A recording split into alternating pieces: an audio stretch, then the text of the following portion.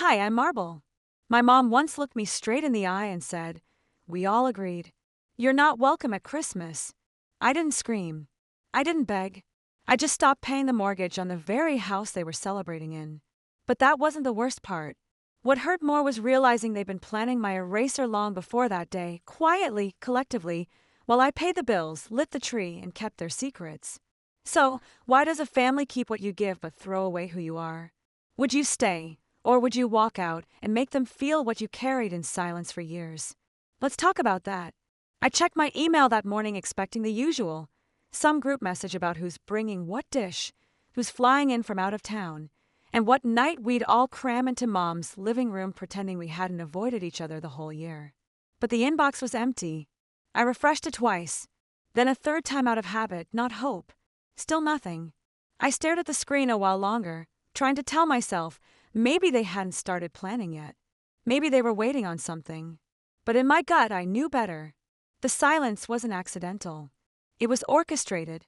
Later that afternoon, I opened our shared family drive where we usually uploaded the gift registry, dinner playlists, and that ridiculous spreadsheet Carlin made every year ranking who brought the most useful food.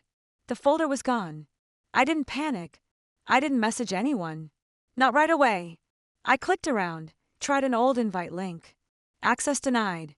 It didn't feel like a glitch. I sent a short text to Carlin. "Hey, did you take down the family folder?" No response. 38 minutes later, a message came in from Mom. "I figured you'd be busy this year. Don't stress about Christmas." "No."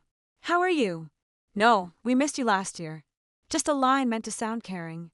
And yet, it felt like a lock clicking shut behind me. I didn't reply, but I took a screenshot. That night, I lay in bed longer than usual, phone face down on the nightstand. The quiet was heavier than normal. I wasn't crying. I don't cry over things that predictable anymore. But I felt something inside me rearrange. I'd seen this playbook before. Last year, I showed up late after a client meeting ran long. I walked in with arms full of gifts, some still warm cookies I'd baked at 2 a.m., and not a single person looked up. The table was packed, every chair full. I ended up at the kitchen counter with a paper plate and no napkin.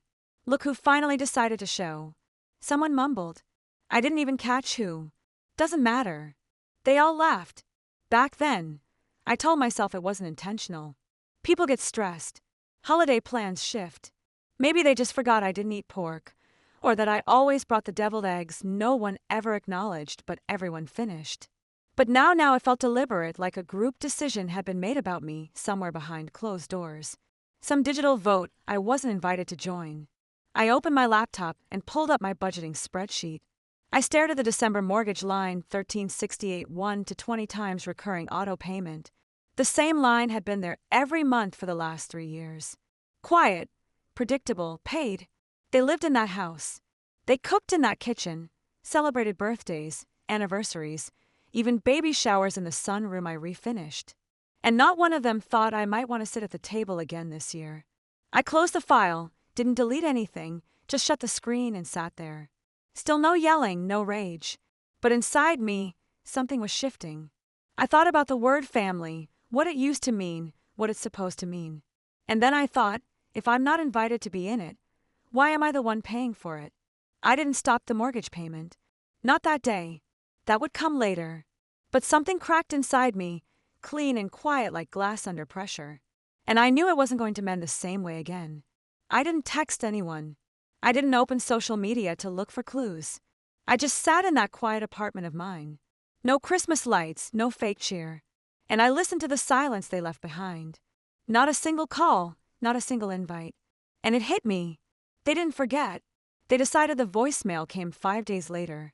I just set down a grocery bag, milk, celery, and a bottle of wine I probably wouldn't open when the screen lit up. Mom, it read in all caps because I never changed her contact name after syncing my phone. I stood in my kitchen for a moment, the plastic bag still looped around my wrist, and hit play. Her tone was flat, a little too polite, like she was reading a line someone told her to memorize. The family talked, and we just think it might be easier if you don't come this year. It's nothing personal. We all agreed. You know how things get. We all agreed. Not I feel not it's hard for me. No hesitation. No sorrow. Just a sentence that sounded like a verdict, not a conversation. I didn't drop the groceries. I didn't curse. I just set the bag down slowly, took off my coat, and replayed it twice. Then I hit save. Later that night, I opened our old group text, me, Carlin, and 2 cousins, only to find the name had changed, the real ones. Cute, subtle. My name wasn't listed in the members anymore. Just like that, I clicked on another thread, the one from last year labeled Holiday Hysteria, but it was gone. Not deleted, archived, moved somewhere I couldn't reach. I scrolled through my inbox and noticed the same pattern. No calendar invites, no email threads, no old reminders, not even the passive-aggressive reminders Carlin used to send. The kind that said, "Don't forget to label your serving dish." Unlike last year, it was like I'd been scrubbed clean from their December. And this time, there wasn't even the pretense of forgetting. They had removed me carefully, cleanly, like dusting off an old picture frame before putting someone else's photo inside. It was about 10 p.m. when I finally cracked open a bottle of red and sat down in the silence. I was halfway through checking work emails when I saw a comment under one of my cousin Kayla's posts. So glad everyone could be there for the vote. Hard but necessary vote. I clicked the post open. It was a group selfie. 12 smiling faces, mostly familiar, all seated around Mom's dining table. The caption read, "Doing what's best for the whole family isn't always easy, but it's worth it." My stomach didn't sink. It stiffened like bracing for impact. I zoomed in. Carlin was holding up a wine glass. Uncle Todd was laughing. Mom sat at the end of the table, her hand on Kayla's shoulder like she'd just passed down the crown. There was no empty seat for me, no place card, no space held. They had a meeting without me and made a decision about me. They didn't think I'd find out. Or maybe they just didn't care if I did. I closed the post, muted the group, and turned off my phone. The next morning, I listened to Mom's voicemail again while brushing my teeth. She sounded rehearsed, like someone trying to break bad news without getting any on her clothes. I heard the line again. "We all agreed. You're not welcome." There was no hesitation in her voice, no pause, no guilt. She might as well have said, "Your position has been eliminated." I didn't call her back. I didn't text, but I opened a clean document on my laptop and started typing. Mortgage paid from 2020 to present Christmas dinner $312 groceries last year. Oven repair March 2021 $645s. Utilities paid for June-August. Down payment assist notarized July 2019. It wasn't rage that made me do it. It was clarity. If they were going to erase me from the story, I'd keep a copy for myself. After saving that spreadsheet, I shut my laptop and stared at my hands for a while, palms open, fingertips twitching slightly, like they were trying to hold on to something that had already slipped away. A few hours later, sometime around lunch, Carlin's name lit up on my screen. A message short, precise, no emojis, no cushion. "You always made things tense. Honestly, it's better this way." Then another line like a footnote she'd been waiting years to write. "You were never really good at being part of this family." I blinked at it once, then again. I didn't respond. I didn't forward it to anyone. I just took a screenshot and saved it in the same folder where I'd been tracking the rest of their quiet revisions of my place in their narrative. You don't have to shout when you're erasing someone. Whispered edits work just as well. That evening, I reheated some leftover risotto and flipped through a drawer looking for stamps. I didn't know why. Maybe just something to do. My phone buzzed again. And this time it was a memory from my photo app 3 years ago, a picture of the Christmas gifts I'd shipped overnight from my apartment in Raleigh to Mom's house in Asheville. I'd stayed late at work to afford those presents. A bracelet Carlin had casually admired back in May, a scarf I'd found online in just the shade Mom used to wear in her old teaching photos. But in the photos posted from that Christmas morning, ones I saw only later through someone else's public album, the tags had been changed. "From all of us," Carlin said proudly in one of the captions. Everyone was gathered around clapping. I wasn't there. I wasn't mentioned. I was just folded into the collective, repackaged and sold as a group effort. Not one person corrected her, not even Mom. That moment had lodged in the back of my mind like a piece of glass and soft flesh, sharp but ignorable. Until now, I set my phone face down on the table and stood up, suddenly restless. I walked to the window, peered out over the dim outline of the neighborhood below. I hadn't bought a tree. I hadn't even bothered with a wreath this year. That same evening, maybe out of masochism, or maybe because I was tired of being surprised by what didn't shock me anymore, I pulled up Facebook and tapped into my mother's page. The first post that greeted me was a picture of her dining room, 12 chairs, candles flickering, a turkey in the center, my youngest cousin, Kayla, holding a tray of rolls, smiling like she'd won something. The caption read, "Grateful for everyone who made this family whole again this year." That word whole hit harder than anything Carlin had typed, harder than Mom's voicemail, harder than the silence. I zoomed in on the photo. I recognized the place cards, Carlin's overdone cursive, the glitter pen she'd used for years. There wasn't an empty chair. There wasn't a missing name. I wasn't expected. I wasn't wanted. I shut the app and reached for my calendar. There, still nestled between two meetings, was my PTO approval for December 22nd through the 27th. I'd requested it back in October. I'd even booked the flight weeks ago, just in case. I canceled the request. Then the flight. It was non-refundable, but I didn't care. The thought of sitting in an airport wondering if anyone would pick me up on the other end made my stomach twist. This wasn't a protest. This was a decision. They wanted a Christmas without me, so they'd get it. The next day, I made myself a full breakfast. Eggs, sourdough toast, even orange slices, and opened my banking app while sipping coffee. The mortgage payment was scheduled to hit in 3 days. I stared at the number, not because I couldn't afford it, but because I finally asked myself the one question I'd never let fully land. Why was I still paying for a life I wasn't allowed to be in? It's funny the way exclusion works. It starts with subtle things. Forgotten texts, rearranged plans, missed birthdays you pretend weren't deliberate. But eventually it grows roots. And one morning you realize it's not just that they don't see you. They never did. I didn't move for a while after that question settled in me. Why was I still paying for a life I wasn't even invited to be part of? The thought didn't leave when I showered or when I walked to the corner store later for a new box of tea I didn't need. It sat with me steady and quiet like an answer already decided before I asked the question. That night, I didn't open Netflix or scroll through my phone. Instead, I pulled up my banking dashboard. There it was, scheduled like always, $13,682 set to leave my account 3 days from now. I clicked into the History tab. One by one, I scrolled backward.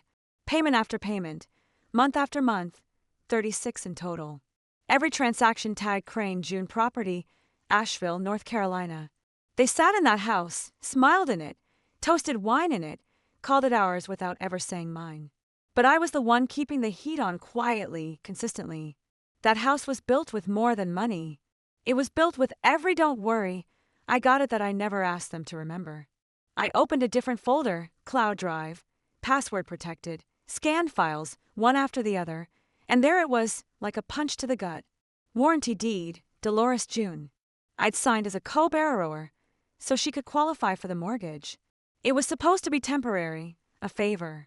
She promised to sign over partial ownership once we got things stable. That conversation happened in the middle of a grocery run 3 years ago.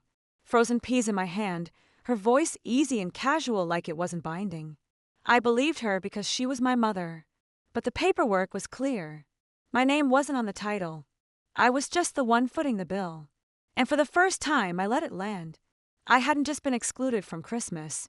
I had been used systematically, quietly, and with a smile. I didn't cry. I didn't pace the apartment. I just clicked out of the file, pushed back from the desk, and sat in the silence. Around 9 that evening, my email pinged. A forwarded photo from my aunt, probably meant for someone else. I almost deleted it without looking, but something in me paused. When I opened it, I recognized the kitchen immediately. Mine, or what used to feel like mine. The new backsplash I paid for. The custom chairs I ordered, the same granite counters I'd driven 4 hours to pick out because Mom said the local options were cheaper looking. 12 faces, full table, candles burning. Everyone smiling like they were part of something sacred. The caption read, "In Mom's home, where she raised us all, my chest didn't hurt, but something behind my eyes buzzed like a quiet static." I read it again. The words sat heavy in my throat. That kitchen, I paid for it. That centerpiece, I carried it from Raleigh with both arms and a trunk full of bubble wrap. I checked the message thread. Not a single thank you. Not even a, "Hey, saw your gift come in," just silence. I clicked back to my bank account. Paused the auto payment. Then I sat there, not with vengeance, not with heat, but with something heavier. No one was going to send a letter asking why. No one was going to call me to see if I was okay. And I knew that. But they were going to notice eventually. Not because I made a scene, but because something they relied on, something they assumed would always just happen, was about to stop. I didn't send a warning. I didn't write a manifesto. I just opened a blank folder on my desktop and labeled it Exit Plan. Then I started filling it. Screenshots, receipts, deeds, emails, because someday when the story gets told again, I wanted to be able to say, "Here, this is what I carried while you clapped for each other." After saving the last document to the Exit Plan folder, I closed my laptop, walked to the kitchen, and poured myself a glass of water. The room was still, the air inside it colder than usual. I leaned against the counter, glass in hand, listening to the low hum of the refrigerator and the tick of the wall clock that always ran 2 minutes slow. I didn't tell anyone what I had done. I didn't know them that. 2 days later, December 21st, I logged into my bank account and canceled the mortgage auto payment. Just like that. One click. No ceremony, no warning. The money stayed put, quiet in my checking account, as if relieved to finally have a purpose that didn't include silence and thankless sacrifice. I half expected a call, a text, a "Hey, did something happen?" But nothing came. Not from Mom, not from Carlin, not even from one of the cousins who still used me as their emergency contact without ever checking in unless their rent was late.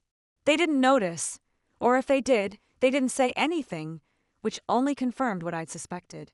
They had never imagined I was essential. I was background noise, an open tab on someone else's browser. They would find out soon enough. The next morning, while my tea steeped, I pulled up the login for the utilities. Electric, gas, internet, homeowner's insurance, all still in my name. Originally, Mom had asked me to just help her out for a few years back when she stopped teaching and claimed her Social Security benefits, just until I hit 60. She'd said, give me some breathing room. That was 4 birthdays ago.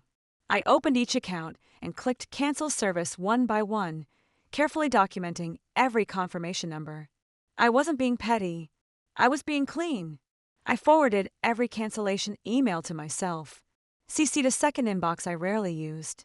Then closed the laptop, let them call the utility companies, let them explain how they'd never switched the accounts over because they assumed the payments would just keep coming. Let them realize the lights were never automatic. December 24th came without fanfare. I didn't hang ornaments. I didn't play music. I made soup from scratch and let it simmer while I wrapped a gift for my neighbor's daughter, a girl who brought my mail up the stairs whenever it rained. By 5:30, I was curled up on the couch, bowl in my lap, when my phone buzzed.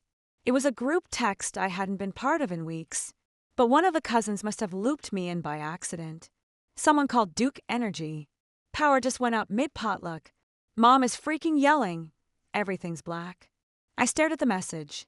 Then, like muscle memory, I opened my email and searched account closed. There it was.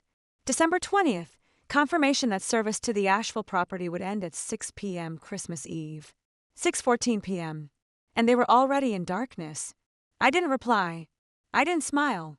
I just leaned back, the bowl of soup still warm in my lap, and whispered to no one. They thought comfort was free.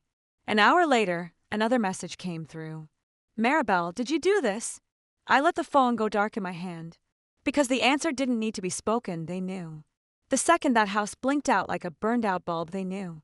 Carlin must have screamed. Dolores probably called customer service, flustered, trying to fake polite outrage. "What do you mean the account's inactive?" "Well, ma'am, you're not listed as the primary or secondary holder." And it would dawn on her like the lights weren't going to. I imagined them lighting candles, scrambling for flashlights while guests milled around uncomfortably in the kitchen I paid to remodel. I wondered if Carlin still told people she picked out the backsplash I drove across 2 counties to pick up. Maybe now she'd remember who installed the damn thing. I didn't check social media. I didn't expect an apology. That's not how this family operates. We rewrite the story and pretend we meant well. Instead, I opened my digital planner and typed in the day. I could have answered. I could have said, ask her who kept the lights on for 3 years, or tell her Mirabelle said Merry Christmas. But instead, I put the phone down, turned off the lamp, and let the dark stay a little longer than usual because I wasn't punishing them. I was finally choosing myself. The next morning, while stirring sugar into my coffee, my phone buzzed with a message from a coworker I barely talked to outside meetings. He'd forwarded me a link to a local newspaper article. Dolores June hosts annual charity potluck celebrating holiday generosity in Asheville. I clicked it open, and there it was, a full-color photo, banner headline, and a smiling Dolores, her arms around Carlin, standing in the very house I paid for.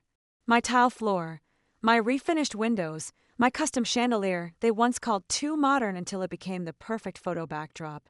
Not one mention of my name. Not even a line saying the house belonged to someone else. The caption beneath the photo read, "Special thanks to the Bishop family for opening their beautiful home to the community." I didn't even realize I was laughing until I heard myself. Not a joyful sound, short, bitter, disbelieving. Dolores had outdone herself. That wasn't just omission. That was theft in pearls and pressed lipstick. The same family who'd locked me out, erased me, and called me difficult was now accepting public praise for my money, my name, my space. And the worst part, I knew she'd do it. I just hadn't expected to see it printed. That afternoon, I sat on the balcony for a while, letting the cold bite at my fingers. The wind felt more honest than anything that had come from that house in years.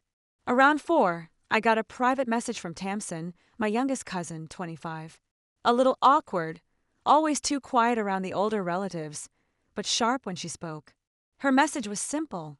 I need to show you something. I didn't agree with what they did. I recorded it. Attached was an audio file. I hesitated a second, then pressed play. Carlin's voice came through first, clipped flat. She's cold. Everything she does feels calculated, like she wants applause for being decent. Then Dolores chimed in. She's not really family. She's just convenient. Laughter. Actual laughter. Then Byron's voice. Slippery as always. Don't stir the pot. Keep her name on the papers. It's clean. No need to rock the boat. The recording ended there. No one objected. No one said, "Hey, that's out of line." They just laughed and moved on. I sat with that clip in my hands for a long while. I'd always suspected they had meetings about me. I'd felt it in how they chose their words, how they skipped mine. But hearing my mother call me convenient was something else entirely. That night, I didn't sleep. I stayed up putting together a package. I uploaded the audio clip to a clean, anonymous Google Drive. Then I opened a new document and titled it Statement of Financial Support 2019 to Present. Line by line, I laid it out. Mortgage payments, property taxes, renovation expenses, utility history, receipts, dates, bank statements, all tied directly to me. Then I addressed it quietly to 3 inboxes. Byron's boss at the bank, the charity board director who printed the potluck article, a local news editor I'd worked with years ago on a fundraiser. No signature. No subject line that said vengeance, just facts. Truth they couldn't edit out. Then I closed the laptop and made chamomile tea with honey as if I hadn't just burned down their favorite illusion. By the following evening, the reactions began to drip in. The charity page updated its website. Dolores's name vanished from the host credits. Tamsin texted, "They're scrambling." Carlin's accusing me of betrayal. Mom's panicking. Byron's been temporarily relieved while they look into it. I sipped my tea and replied simply, I didn't declare war. I declared independence. An hour later, a new email came in. Subject line, mortgage inquiry. Urgent response requested from the financial branch. Official tone flagged as high priority. I didn't open it right away. Instead, I stood up, walked to my small closet, pulled down the storage box where I kept old greeting cards and photo prints from years ago. Ones with captions like "to the best daughter" and "couldn't have done it without you." I laid them on the table, and one by one I tore them in half. Not out of anger, but because they were fiction, I wasn't erasing history. I was finally giving it an accurate headline. The next morning, after brushing off the last of the torn card pieces from my kitchen table, I sat down at my desk, opened my email, and began typing. I didn't write with venom. There was no anger in my fingers, only precision. I've been removed from the family, so I've removed myself from the financials. The house no longer concerns me. No hello, no closing signature, no attached explanation to soften the blow. I didn't need their understanding. That ship had set sail the moment they held a vote behind my back. I attached a PDF, a meticulous outline of every dollar I'd invested in that house and them. Mortgage payments, utilities, insurance, even the guest towels Dolores insisted were too scratchy before replacing them with the exact brand I'd already bought. Subject line, exit with receipts. Then I hit send. 24 minutes later, my phone lit up like a fire alarm. Carlin was first. "You're destroying everything Mom built." That part made me laugh. I hadn't destroyed anything. I just unplugged it. It wasn't my fault they never learned how to keep the lights on without me. Then Dolores, "How could you humiliate me like this? We're still your family." Still, like there was ever a pause between who they pretended to be and what they actually were. I didn't reply. Byron never called, probably too busy talking to HR after the anonymous report landed on his supervisor's desk with his exact quote from the recording. "Keep her on the mortgage. No need to rock the boat." The charity board released a statement that same afternoon. "We've been made aware of inconsistencies regarding our recent donor recognition and have updated our records to reflect the correct sources of support. No names mentioned, but no need." The timeline spoke for itself. That night, I walked 2 blocks to Norma Fisk's house, the elderly neighbor who'd lived next to my mom for over a decade. She'd always waved politely, but never said much beyond the basics. This time, she opened the door before I knocked. "I saw the news," she said, holding out a small plate of oatmeal cookies. "And I figured you could use someone who's not surprised." We sat on her porch swing with the cookies between us and a thick quilt over our knees. She sipped sweet tea from a mason jar and gave me the kind of look people save for funerals. "One part respect, one part sorrow. I've lived next to your mother for 17 years, Norma said slowly. "You were always the strong one. That's why she tried so hard to erase you. Couldn't control you. Couldn't shape you, so she cut around you." I didn't speak for a moment. Then I nodded once and whispered. She almost succeeded. Norma smiled gently, the way people do when they've seen enough in life to know what winning really looks like. "She didn't," she said. "When I got home, I opened the drawer where I used to keep every photo that proved I belonged. The group snapshots from birthdays I wasn't really part of. The holiday cards that listed everyone's name but mine. Even though I was the one who printed them, I didn't burn them. I didn't tear them like the greeting cards. I just threw them out straight into the trash. No drama. Not because they made me angry, because they didn't matter anymore." Later that evening, I lit a candle in the kitchen. Not for atmosphere, but to remind myself that I could make light, too. That my space was warm, even when theirs had gone cold. Just as I sat down on the couch, phone buzzing against the cushion, I glanced at the screen. "Tamsin, Grandma just asked if you were okay. Should I tell her the truth?" I stared at the message for a while, then typed back. "Tell her I'm more than okay. Tell her I'm finally visible." The message delivered. No dots of reply, no follow-up, but I didn't need one because for once I wasn't trying to be heard. I was simply done trying to disappear. I set the phone back on the couch cushion and sat there for a few more minutes, watching the snow drift outside my window. A car passed slowly below, headlights stretching long across the sidewalk, then disappearing. No horns, no music, just the hush of a town settling into Christmas Eve. The next morning, I woke up early without an alarm. No one was expecting me. No plans to chase. No guilt to pretend wasn't sitting just under my skin. I made coffee, pulled on a sweater, and drove into town. The bank wasn't busy. Most people were already off for the holidays. I walked up to the counter with my folder in hand, the one I'd labeled in red marker mortgage transfer. The woman behind the glass greeted me with a smile too wide for the hour. "I need to formally transfer responsibility for a loan I co-signed," I said. She blinked. "Would you like to schedule a meeting with one of our loan officers to review?" "No, I don't need to review anything. Just process the transfer." She hesitated, fingers poised above her keyboard. "This means you'll be removing your name and assigning all financial liability to Dolores June," I said calmly. "She's the listed owner of the property.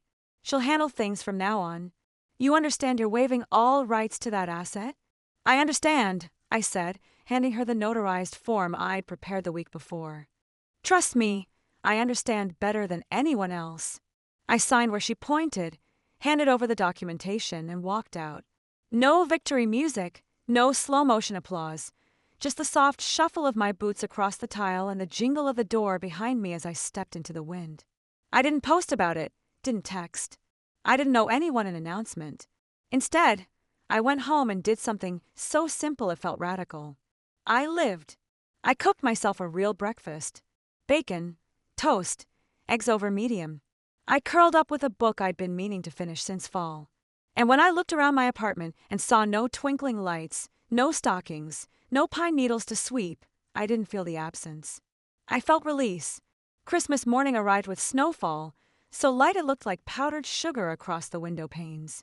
I opened the blinds and let the quiet in. No notifications, no guilt-tripped invites, no last-minute requests for just one dish, or can you pick up a bottle of wine? Just the steady hum of my space, my rules, my name on the lease.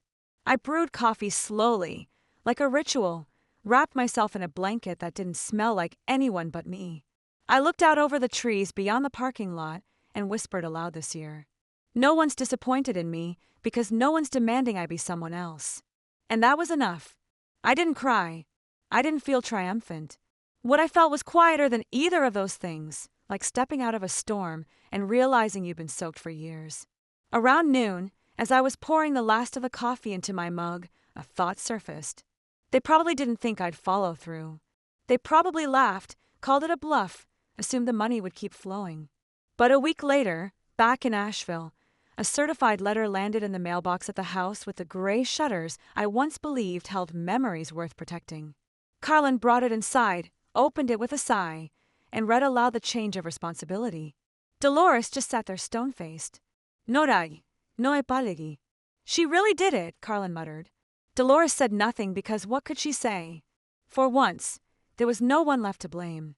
I hadn't slammed a door. I hadn't made a speech. I had simply stepped aside and left the weight where it belonged. I imagined that moment often, not to savor it, but to remember what quiet justice looks like. Later that evening, Tamsin texted again. They're asking if you're coming back next year. I waited a moment before answering, then typed. They should worry more about how they'll keep the lights on. I didn't add a smiley face. I didn't soften it. Some truths stand best on their own. The next week moved slowly like winter stretching itself across the days, just to prove it could. I kept to myself, slept with the window cracked open, cooked meals that filled the apartment with smells I remembered from my childhood but hadn't tasted at my mother's table in years. Real meals, not potluck dishes, where love was measured by calories and competitiveness. One afternoon, I checked the mail and found a cream-colored envelope with my name written in blue cursive. The handwriting was unmistakable, slanted, tidy, a little too perfect to be warm. Inside was a folded card. No holiday graphics, just embossed gold on thick paper. A card meant to look thoughtful, expensive, heavy with effort, light on truth. It read, I know I've made mistakes. I hope one day you'll sit at this table again. Merry Christmas, Mom. No apology, no acknowledgement, just hope hanging out there like it had been earned. I read it twice, not because I didn't understand it the first time, but because I needed to feel what it stirred in me, and what I felt wasn't anger. I folded the card carefully and slid it into the back of a drawer, not the trash. That small difference mattered to me. I hadn't stopped caring entirely. I just stopped negotiating my worth for a seat they didn't offer in good faith.